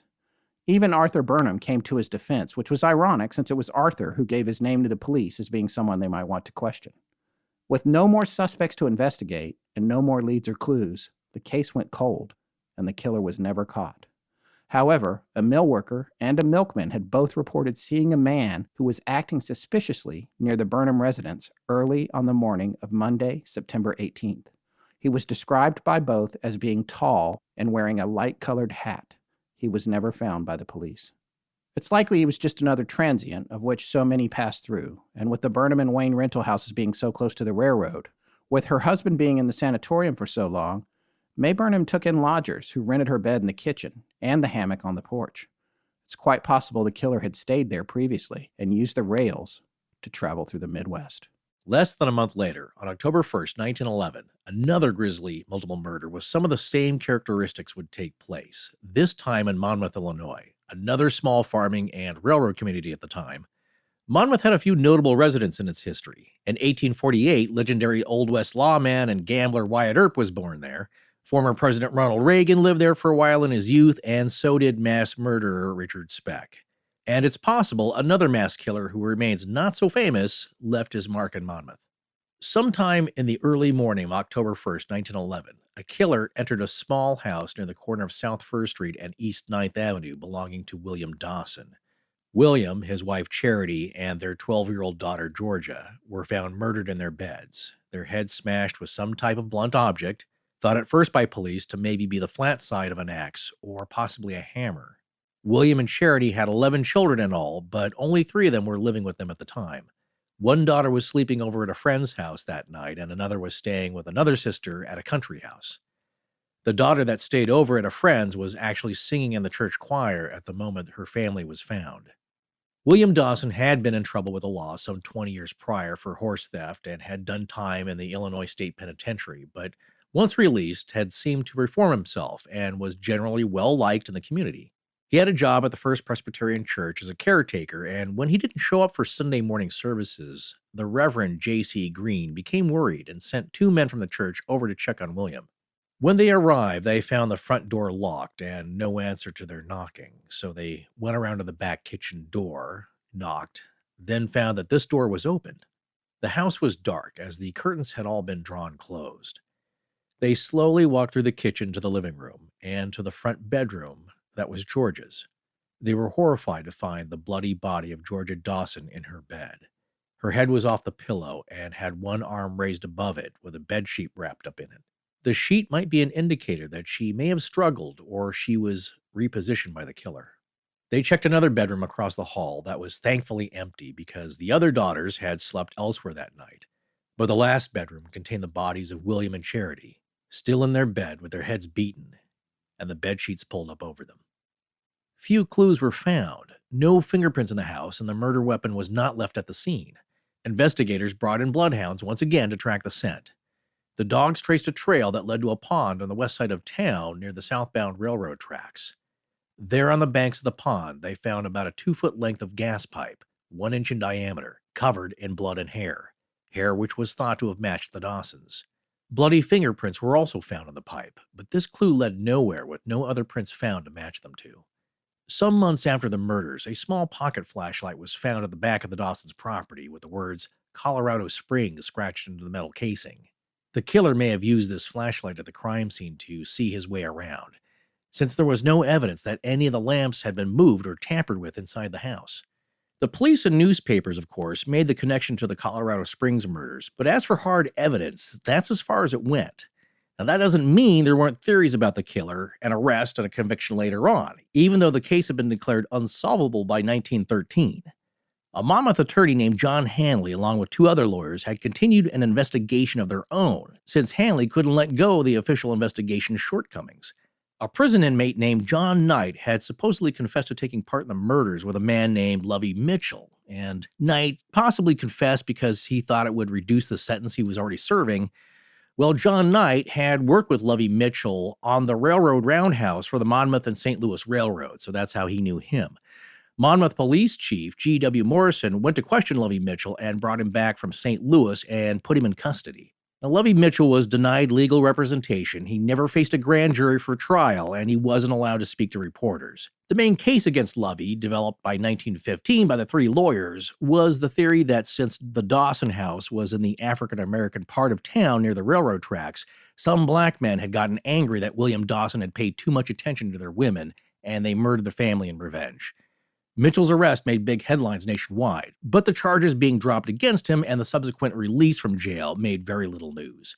With Mitchell's release, the need to arrest someone for the crime to put it to bed was turned back onto John Knight and his confession. Knight's confession was used to trump up a 19-year prison sentence with no other seemingly solid evidence against him other than he was black, already a convict, and lived in the same neighborhood as the Dawson family. But out of any of the series of Midwest murders during the decade, the Monmouth case was the only one that had a successful conviction of a defendant, even though the prosecution was most likely bogus. The killer still remained at large, and there would be other similar killings to come. Just 14 days after the murders in Monmouth, Illinois, this so-called transient butcher would strike again, this time in another quiet railroad town called Ellsworth, Kansas. Another small town would be rocked, but Ellsworth had also known its share of violence in its history from the 1870s, when it was known as the wickedest town in Kansas. In fact, a lot of times in the Old West, when stories would run in the newspapers of the day, they would finish by saying, "And hell is still in session in Ellsworth." So Yeah. It was a crazy place. But at this point, it had calmed down and was a nice place to live. On the night of October 15th, 1911, City Marshal Morris Merritt was in the living room of his home just a short distance from the railroad crossing. He was reading the paper when he heard a strange scratching noise coming from the back of the house. It stopped for a minute, and then it would start back up again as soon as he went to the back door to check it out. It stopped as soon as he got to the back room where he thought the sound was coming from. He figured it must have been an animal, and he went to bed. The next morning, he remembered the sound and he went to investigate. And Marshal Morris found that someone had removed the screen from one of the back windows and tried to pry it open. That same morning, Monday, October 16th, and just a short distance away from Marshal Merritt's house, Laurie Snook saw a dog wandering around just outside of her yard, which belonged to her friends, the Showman family, who lived just 2 blocks away. She told the dog to go home, and it walked away. Then, just before dinner, the dog came back again, and it was pacing at the edge of her property. Once more, she shooed it away, but this time she called the Showmans to tell them their dog had gotten loose, but no one answered. After Laurie's husband had left for his night job, she went out to collect the laundry before nightfall, and there was the dog again, lying in her yard. She called the Showmans once more, still no one picked up the phone. Starting to get worried something was wrong, Laurie called the husband, Will Showman's workplace, but was told that he hadn't shown up that day. Now even more concerned, Laurie took her baby with her to see if they were all right. And the dog now led the way back to the Showman household. Laurie went around to the back door of the Showman house and found that the back door and screen were open, with the Showman's dog now sitting in the doorway, hoping for a human to do something to help. Laurie entered the kitchen and called out for the parents, but the house was silent. She then made her way through to the living room, where the Showmans kept their beds and slept. What she was about to see would send her, clutching her infant, screaming from the house. The living room walls, ceiling, and floor were splattered with blood. The father, Will Showman, his wife Pauline, and their children Lester, 7 years old, Fern, 4 years old, and Fenton, 2 years old, had all been bludgeoned in their beds as they slept. Will was sleeping with his youngest son, Fenton, next to him. Both had been hit in the head, and a bedsheet was pulled over him up to the top of his head. The other 2 children were killed the same way, but sitting up in bed, and the sheets had been pulled over them. Reportedly, the only family member who was not covered was Pauline, whose body seemed to have been posed by the killer in a provocative manner. A killer who the newspapers were now calling a moral pervert. Laurie Snook ran home and called Will's brother, John Showman, who then telephoned the police. Upon initial investigation, they determined the murders had probably taken place just after Marshal Morris Merritt heard his screen door being removed, his house being just 2 houses away from the Showmans. Merritt was lucky he'd stayed up a little longer to read the paper that night. Investigators determined that, like the murders in Colorado Springs and Monmouth, the killer had used a weapon found at the scene, a weapon of convenience, and it was again the flat side of an axe. Seems an axe is preferred, something most people in the day had around, but if not, a pipe will do. This axe was found leaning against a wall halfway between the kitchen and the front room, and there was an attempt to wash off the blood, but enough remained along with hair that matched Pauline's to determine it was the murder weapon. Will and his son Fenton were killed first, which police think had woken Pauline. She tried to fight back, but was killed next, and this woke the other 2 children, who sat up and were killed last. Another similar modus operandi was that the killer used an oil lamp to see, and also took the glass chimney off the top, which was found later under a chair in the kitchen. A bucket of bloody water was found that the perpetrator used to wash his hands and the axe blade. One of Pauline's dresses was found laying over the phone in the kitchen. It's thought perhaps to muffle the ringing in case anyone called. Bloodhounds were again called in and twice followed a scent trail that led to the railroad crossing of the Union Pacific and San Francisco lines, a walkable distance from the Showman cottage. There were two main leads to a possible suspect. One was a man who checked in at the local Baker Hotel that Monday morning between 1 and 2 a.m. using the name John Smith. Of course, they thought that might be an alias, but it turns out his real name was John Smitherton, so John Smith was an accurate name for him. He left a few items at the hotel without checking out that he claimed weren't his, one of them being a shirt with a bloodstain on it. His story of coming to the area for work at the salt mine seemed to check out, though, and he was released. But a more substantial suspect was found in another suspect named Charles Marzik. Marzik was a convicted conman, thief, and swindler who was once married to Pauline Showman's sister, Minnie Kratke. However, Charles Marzik was said to have been living in San Francisco at the time of the murders, but rumor had it that Marzik had blamed Minnie and Pauline's family, along with Marshall Merritt, for his conviction in a theft trial and was out to get them. Merritt believed it was Marzik who had tried to break into his house, and the newspapers picked up on the sensational details of the story and followed the nationwide manhunt, eventually giving Marzik the name of Billy the Axeman. Thanks to all the newspapers and investigations going on at the time, everyone was convinced that Marzik was the killer and that he was solely responsible for all the crimes. However, the fact that he was found not guilty not only let him off the hook, but it put the idea that one person was responsible for all the murders out of everyone's mind. However, the real Axeman was going to demonstrate his handiwork a few more times before the end of the decade. As All Hallows Eve gets closer, celebrate the spooky with Parcast Presents Halloween. This new podcast series on Spotify brings you 3 blood-curdling episodes each week in October. From urban legends to haunted places, Parcast Presents Halloween takes you on a historical tour of terror. Hear the stories of an escaped killer on the prowl, a gruesome discovery by 4 young friends, the legendary killings of Salem's first witches, and much more. Search for Parcast Presents Halloween in the Spotify app and start listening for free. Hello everyone, I'm Joe, and this is Astonishing Legends. Let's get back to the show. Well, there's one other location that we want to talk about before we wrap this section up, and that's Paola, Kansas. And this is a pretty interesting one because it's in the annals of the murders that might be connected to Villisca. This one gets forgotten because Villisca happened just a few days later, right, Forrest? Yeah, timing seemed to be a factor in the Paola crimes because of when they happened. And that would kind of put it aside for a lot of investigators at the time and later on. Because the murders that happened in Paola, Kansas on June 5th of 1912, they didn't receive as much publicity or connective theory at the time as the previous crimes elsewhere in Colorado Springs, Monmouth, Ellsworth, and later in Villisca. There were several factors why these Paola murders weren't widely linked at the time to the others, but I think a main factor was that the Paola crimes were almost 8 months after the last ones in Ellsworth. The public was starting to forget. And then Paola was quickly overshadowed by Villisca just 4 days later on June 9th. Also overshadowing Paola was the headline-grabbing sinking of the Titanic back on April 15th. Right. So in the big picture, the murders in Paola happened 8 months after the most previous ones. Then on top of that, the Titanic was prior to it. And then just 4 days after Paola was when Villisca happened.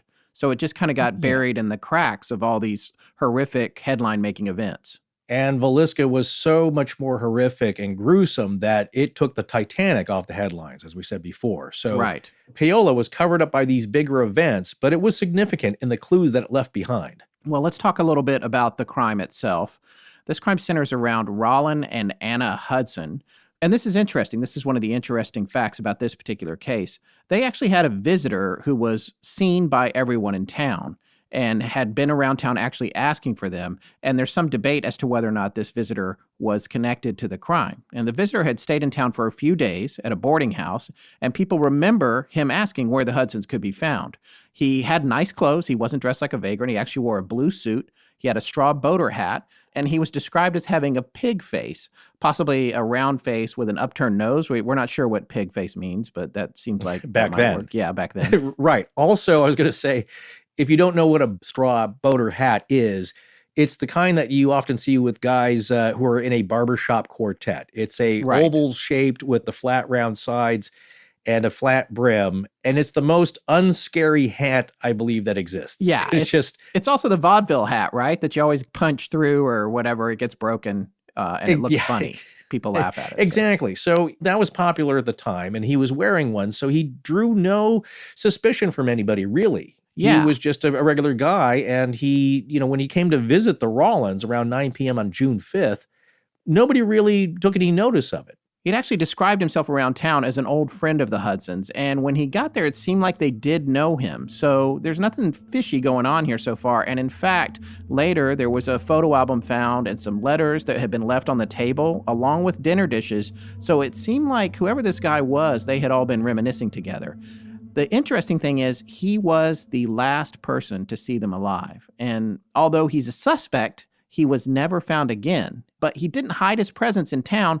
He talked to people. And what's interesting about this, Troy talks about this in his book, this guy was never found, and he may have never learned or not learned for quite some time that he was the last person to see them alive if he wasn't the killer, which he doesn't seem to fit the profile. And if you're going to line these crimes up with the other murders that are associated with Villisca and that whole MO, you're not going to find a friendly character in a silly hat stopping by to reminisce at the beginning of any of these other crimes. So that's a little unusual. So to me, it seemed like this was not necessarily the perpetrator, but it was probably the last person to see them alive. But getting back to the discovery of the crime, at midnight on June 6th, the day after the visitor had came, a woman who lived close by Rollin and Anna Hudson, Mrs. Joseph Longmire, woke up to the sound of glass breaking. As she walked from her bedroom to the front room, she saw the figure of a man fling open the back kitchen door and run out of her house. She then thought of her 8-year-old daughter Sadie and ran quickly to her bedroom to check on her. Sadie was cowering in fear in the corner of her bedroom and told her mom that a man had been standing over her mother's bed. Sadie had probably startled the killer, who then fled the house, figuring she'd gotten a look at him and she might start screaming, waking the neighbors. Upon leaving is when the killer had perhaps dropped or knocked over the glass globe or chimney of an oil lamp, which then shattered on the floor. Mrs. Longmire had found that her oil lamp had its wick turned all the way down low for the dimmest amount of light, just like in the other cases. She also found a woman's kimono-style dressing gown on the floor that looked as though it had been draped over a chair but then slid down. She would later learn that this gown had come from a murder that had just happened nearby. Later that afternoon, still on June 6th, around 3:20 p.m., two neighbors of the Hudsons, Mrs. Sherman Stump and Mrs. S.J. Music, were nervously pacing around the Hudson rental home on West Weah Street after hearing about the midnight intruder at the nearby Longmire house. The unnatural stillness of the Hudson home was making them worried. They tried to peek into the house, but the curtains were all drawn, and when they started calling out to Rollin and Anna Hudson, there was no answer. Their calls alerted the next-door neighbor to the Hudsons, Mrs. William Pryor, who then quickly came over to see what was going on. Mrs. Pryor wasted no time as she tried the front door, found it open, and walked right in. It was only a moment before Mrs. Pryor came running back out, heading for her home, but she didn't get far before passing out in the Hudson's front yard. Mrs. Stump and Mrs. Music were then able to wave down Deputy Marshal Herman Hintz, who just happened to be driving by in his horse buggy at that very moment. Hintz could see that the two women were terrified and panicked, and Mrs. Pryor was unconscious in the yard.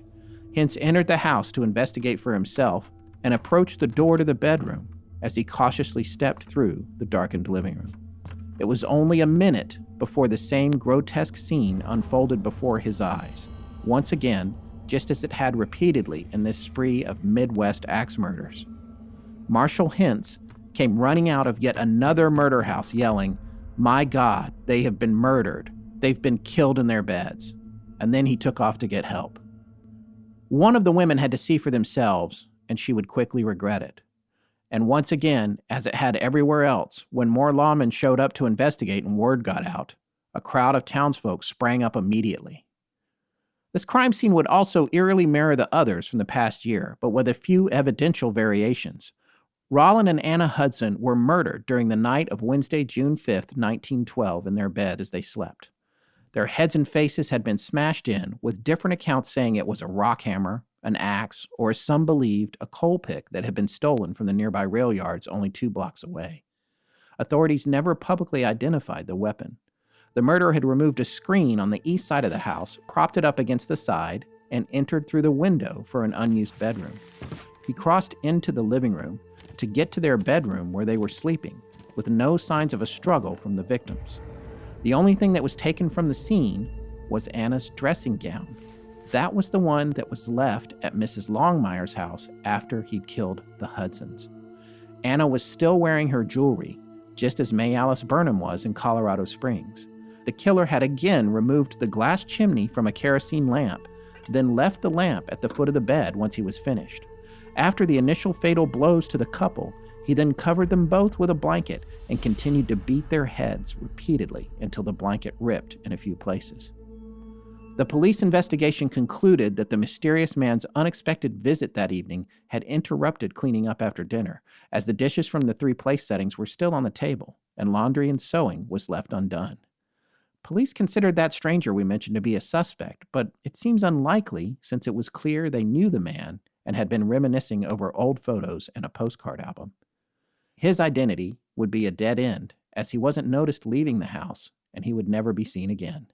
Imagine how that stranger might have felt if he found out later about the murders and suddenly realized that he was the last person to see them alive, and if he hadn't left after dinner, he might be dead too. Anna Hudson's reputation didn't help the investigation or the theories that linked all the murders to a single killer, this shadowy Billy the Axeman boogeyman. Police were focused on angles involving her social life and looking for a suspect, rather than a killer who it seems was striking randomly, but with a somewhat consistent MO. The police investigation veered into looking at the Hudsons' constantly troubled marriage.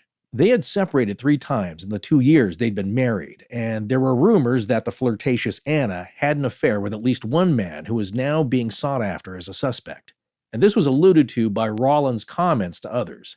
Rollin himself was known to have a hot temper and an impetuous character. Between the natures of the two and their public arguments, along with a strange, anonymous, and vaguely threatening love note to Anna that was found days later, it was enough to wind up the public rumor mill and sensational newspaper articles that focused on some sort of adulterous love triangle with another man in the mix, possibly more.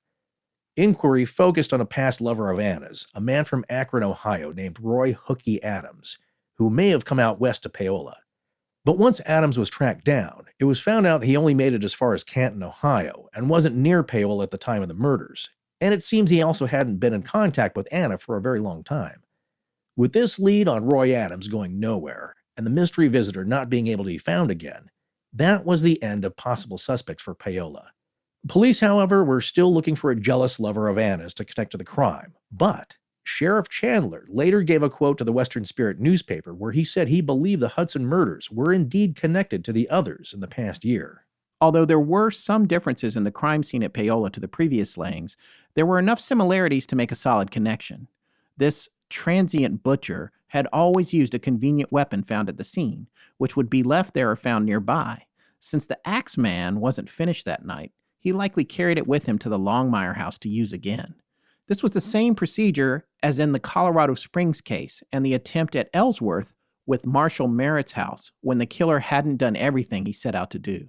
The murder weapon was never found, so it's probable that after having to run off from the Longmire house, he tossed it somewhere it would never turn up. Or if it was found, no one suspected it had been used to kill. The screen was removed just as it had been at Marshall Merritt's in Colorado Springs, and he entered through a window. The Hudson's corpses were covered. The window blinds were all drawn, and a kerosene lamp with its glass removed was used for light. There was a laundry tub with water and clothes still in it, but no bloody water was found, so it's not known if the killer tried to clean himself up. One other difference is that the brutal killing of merely a young, childless couple apparently wasn't enough for this murderer. He was into slaughtering whole families, which is why he may have sought out another nearby house, that of Mrs. Longmire's, taking a chance on who might be there. It seems there was something about a family that enraged him, something he wanted to destroy. And this axe butcher would get his chance to fulfill his evil fantasies in a possible grand finale just 4 days later and 168 miles to the north, where he brought unimaginable terror and death to Villisca on its darkest night. All right, we've covered most of the background on Villisca, and it's time to go deeper. So let's go to our interview with Troy Taylor, who knows a whole lot more about it than we do. So we'd like to welcome to our show the lovely and talented Troy Taylor. Well, I don't know about either one of those things. I don't think we're talented, but thank you. Anyway, I'm glad to be here. We're so glad to have you. I got to be honest, when we read your book, Murdered in Their Beds, History and Hauntings of Villisca and the Midwest Axe Murders, I was just blown away. I could not believe how much research you've done, and that's saying something considering how much that we have somehow mistakenly tumbled into with our own lives with Astonishing Legends. It just was really refreshing to read something that somebody had gone so deep on the background and the story. It was something that fascinated me from the very first time I heard about Villisca. I got interested in it, and this would have been back in the, I guess, late 90s. And I was fascinated with it, started visiting the house, looking into it, but I hadn't really thought about writing a book about it maybe until a few years after I had a first experience there at Villisca. And then when I started to do research just casually about axe murders and found that there are a lot of them in the late 1800s and early 1900s. And everybody asked me, why so many axe murders? Well, because everyone had an axe. I mean, you had to have one in your house. It was a necessity. So it made an easy weapon of choice for a lot of people when they decided to kill someone. So we ended up with lots and lots of axe murders. And really all I was trying to do originally was just sort of find a reason why people were using axes. But then I started finding these murders that were taking place that were identical to what happened in Villisca, which is really what got me hooked on the story. And so I started digging a lot deeper. And back then it was a little harder to do because not all newspapers were available online 15 years ago like they are now. And that made a big difference to my research later too. But it's a fascinating case. It always has been to me. Would you say that you were one of the first people to find those parallels with those other cases, or was that happening at the same time with other folks as well? Or well, I don't know. I know that there were some reporters who, back at the time in 1912, 1913, who were making some connections to some of the earlier crimes. But we have to remember that reporting didn't really cross state lines much like it does now. And certainly police departments didn't. So you didn't have someone from one city sharing their information very often. Eventually they would, but there was some talk about it I discovered in some of the newspapers, but not to the detail that I started putting it together. So I wouldn't say I was first. There may be someone else, but I think I put it together into a book first for sure. Just the parallels are shocking and amazing. And before we dive in here, I did want to remind all our listeners that you have your own podcast with your friend Cody Beck that you guys do, and that it's called American Hauntings Podcast. And you have just completed over there a 17-part series on this very thing, right? We did.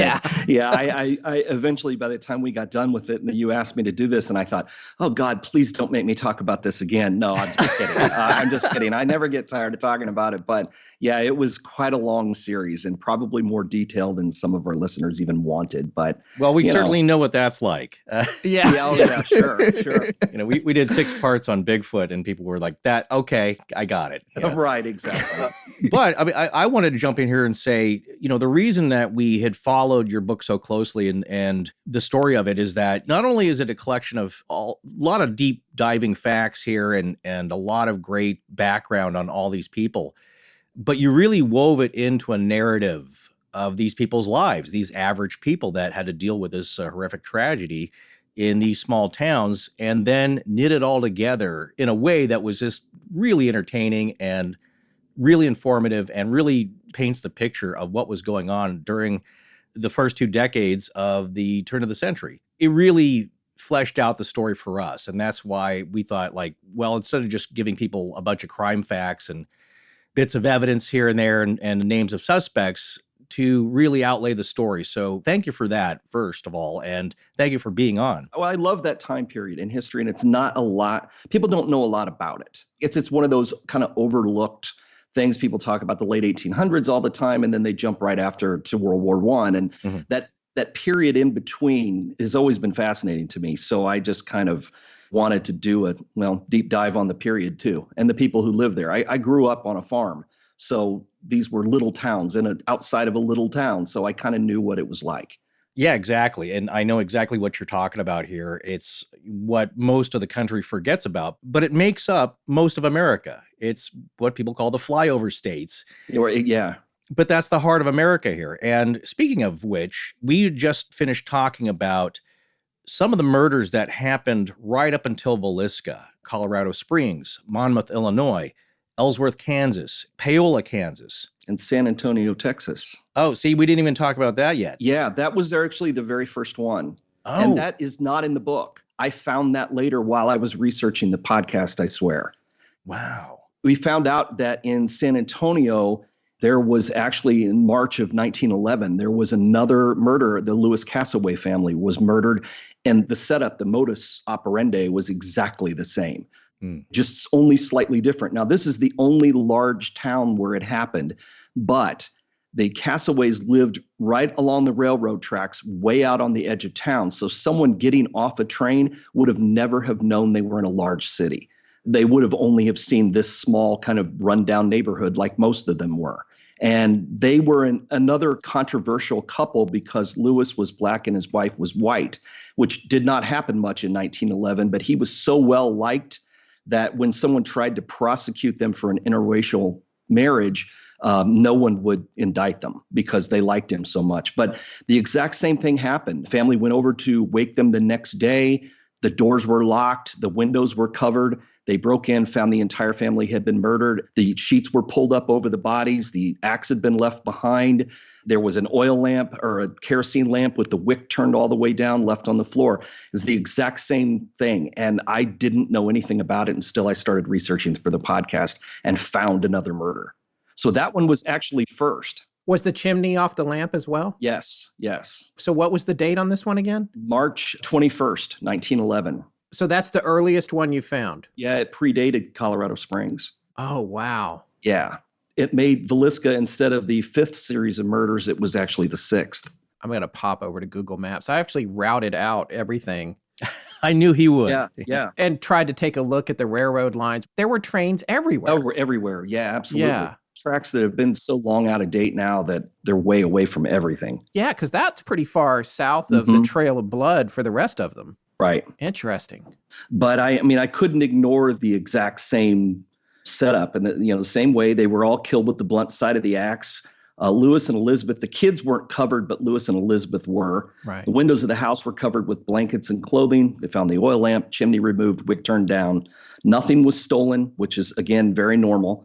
The house was locked when he left, which, usually was a delay at a time when people didn't lock their doors. It was kind of hard to get into. Right. Initially, they thought it might be a racial killing, or it might have had something to do with someone that Lewis had a disagreement with a short time before.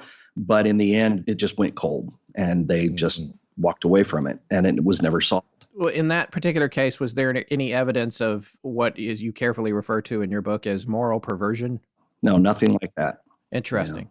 But you do see an escalation and some trying out of different methods by this same killer then leading up to Paola? There are some escalations, especially in Colorado Springs, where he attempted a double event. Well, he did a double event in Colorado Springs, and then, of course, attempted it in Paola, Kansas. Right. It's almost like he didn't get quite enough. And I think in Colorado Springs, the main reason is because the husband wasn't home. And I think it had to be an entire family for the most part.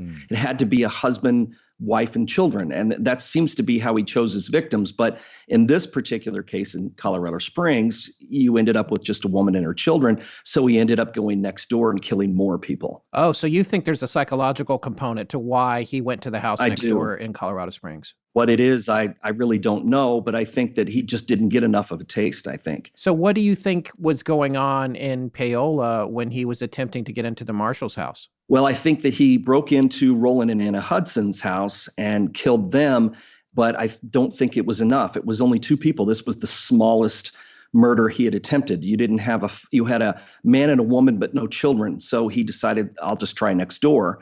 Where next door you had a woman and her daughter, but that didn't pan out for him anyway, and he fled the scene. Oh, so was the Marshall's house, when the Marshal heard the noises at his back door? Paola was Roland and Anna Hudson. Oh, that's the right. couple That's that right. And then everything got all murky. right, But with the kimono in Ellsworth, he attempted to break into the Marshall's house. right. I think believing that it was a family living there, but it wasn't. It was one man who scared him away. But then he ended up just a short distance away at a family that had children and a husband and wife.